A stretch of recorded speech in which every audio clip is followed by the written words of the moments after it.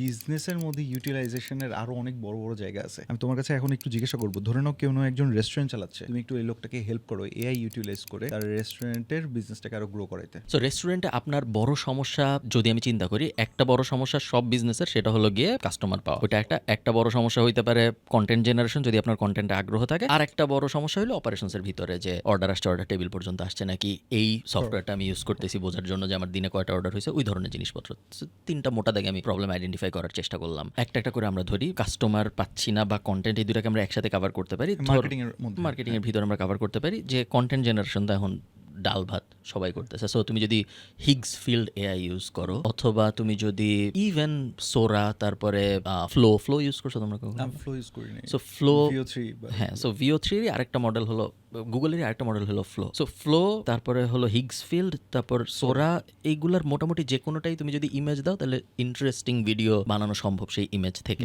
So আমি প্রত্যেকটাই হয়তো এক্সপ্লোর করা শুরু করবো এবং দেখবো আমার রেস্টুরেন্টের কি কি স্টিল ফটোজ আছে। সো দুইটা জিনিস আপনি করতে পারেন। এক, বাজে কোয়ালিটির ফটোকে বেটার করা এখন সবাই অলরেডি শুরু করছে জেমিনাই দিয়েই। সো এখন তুমি দেখবা সবাই, যেটা হয় সেটা হলো মেজরিটি অফ পিপল মজার জন্য করে। সো আমি স্যুট পরা না, আমি এখন স্যুট পরছি, ওই টাইপ জিনিসপত্রের জন্য অনেক মানুষ করে। বাট মেইন অপরচুনিটি হলো যে আগে আমার এই খাবারের ছবি তুলে পোস্ট ওয়ার্দি করার জন্য আমার উপর থেকে একটা লাইট লাগাইতে হইতো, আমার খুব সুন্দর করে প্লেট সাজাইতে হইতো, ব্যাকগ্রাউন্ডটা সুন্দর করতে, নিচের টেবিলটা সুন্দর করতে হইতো, পাশে একটা এই জিনিস বসাইতে হইতো। আমার কিন্তু এখন লিটারালি জাস্ট এইটা তুলে আমি দিয়ে দিতে পারবো। এটা একটা দারুণ মানে ফাইন ডাইন একটা রেস্টুরেন্টের নিচে কি বলে ভেলভেট দেয়া, অলরেডি আই ক্যান আন্ডারস্ট্যান্ড। হ্যাঁ, সো এভাবে আপনি আপনার আউটপুট, সো এটা জাস্ট ইমেজ ইমপ্রুভমেন্ট। এবং যদি আমরা ভিডিও মডেলগুলো ইউজ করি, তাহলে যে কোনো কিছু সম্ভব। ধরো লিটারেলি যে কোনো কিছু, আগামী মাসে যখন হাল্ক মুক্তি পাবে, কথার কথা, তখন হাল্ক আপনার খাবার খাইতেছে, বেসিক্যালি আপনার ইমাজিনেশন দিয়ে আপনি লিমিটেড। সো সব কিছুই সম্ভব। সো আমরা ডেইলি প্রোডাকশন কন্টেন্ট 1 থেকে 500-তে নিয়ে যাইতে পারো তুমি, জাস্ট তোমার ডিপেন্ড করে যে তুমি কতটুকু ঘুরাইতে চাও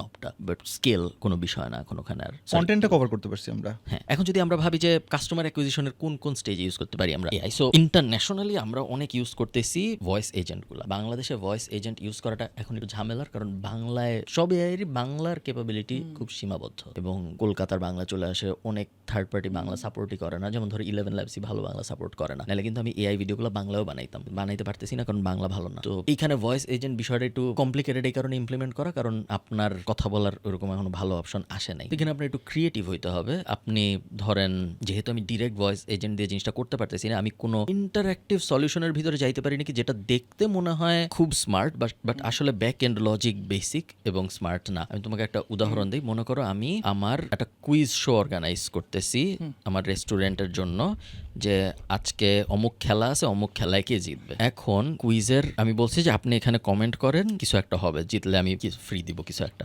এখন ধরো 2000 কমেন্ট আসছে বা 500 কমেন্ট আসছে। এখন বেসিক্যালি সব জায়গায় প্রত্যেকটা কমেন্টের রিপ্লাই ইউজ করা সম্ভব, চাইলে সেন্টিমেন্ট অ্যানালাইসিস করে ব্রড জিনিসটা বোঝা সম্ভব, চাইলে শুধু পজিটিভ। সো আমি যেভাবে শুরুতে ভাবতেছিলাম যে শুধু পজিটিভ কমেন্টগুলোকে আমি মেসেজ পাঠাবো, যে বা শুধু যারা ওভার এনথুজিয়াস্ট তাদেরকে আমি মেসেজ পাঠাবো যে হ্যাঁ ভাই, আপনার এই কমেন্টটা দেখলাম, মনে হলো আপনি খুবই ইন্টারেস্টেড, আমার খুব ভালো লাগছে দেখে, আমি আপনাকে একটা স্পেশাল এই জিনিস দিচ্ছি, আপনি কালকে চলে আসেন। ইভেন যেটা এখন অনেকে করে, এখন কিন্তু ভয়েস মেসেজ অটোমেট করা যায়। তো যেটা করা সম্ভব, যে কেউ একজন কিছু একটা ফিল করছে, ধরো ওয়েবসাইটে একটা ফর্ম ফিল আউট করছে কেউ, সাথে সাথে তুমি তার হোয়াটসঅ্যাপে একটা ভয়েস মেসেজ পাঠাতে পারছো, হে ভাই, আমি ফারহান, মাত্র দেখলাম আপনি আমার ওয়েবসাইটে একটা ফর্ম ফিল আউট করছেন, এই জন্য আমি ভাবলাম আপনার একটা মেসেজ পাঠিয়ে রাখি, ভালো লাগছে দেখে। আমি কিন্তু না, আমি কিন্তু করি এই জিনিস ইন্টারন্যাশনাল ক্লায়েন্টদের সাথে রেগুলারলি।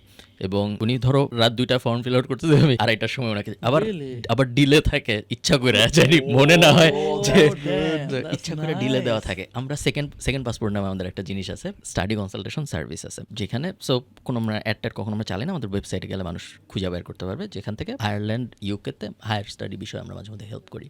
একটা ফর্ম আছে, ওই ফর্মটা মানুষ ফিল আউট করে। ওই ফর্মের ভিতরে আমরা অনেক কিছু জানতে চাই, আপনার এসএসসি কত সালে, এইচএসসি কত সালে, ব্যাচেলর আপনি কোন দেশে যাবেন, কি পড়তে যাবেন, আইএলস দিচ্ছেন নাকি দেন নাই, অনেক কিছু। এই সব কিছু উনি ফিল আউট করার পর সব কিছু একটা এআই এর কাছে যায়। চাইলে কিন্তু আমরা ওনাকে 1 সেকেন্ডেই জানাইতে পারি, আমরা 1 সেকেন্ডে জানাই না কখনো, আমরা একটু ডিলে দিই মাঝখানে, ডিলে দিয়ে তারপর প্রোফাইলটা সাথে সাথে অ্যানালাইজ হয়ে যায় এবং আমরা 1 সেকেন্ডের মধ্যে বুঝে ফেলি যে উনার জন্য আমাদের সার্ভিস বসবে নাকি বসবে না। আমরা একটু ডিলে বসাই, তারপর ধরো কিছুক্ষণ পরে উনি আমার কাছ থেকে একটা ইমেল পায় যে হাই ভাইয়া, আমি দেখলাম আপনার প্রোফাইলটা, হ্যাঁ আমার মনে হয়েছে যে এই আপনার এই করতে হবে। 100% জিরো মানুষ। স্টাডি কনসালটেশন টিমে আগে মানুষ ছিল, এখন আর নাই।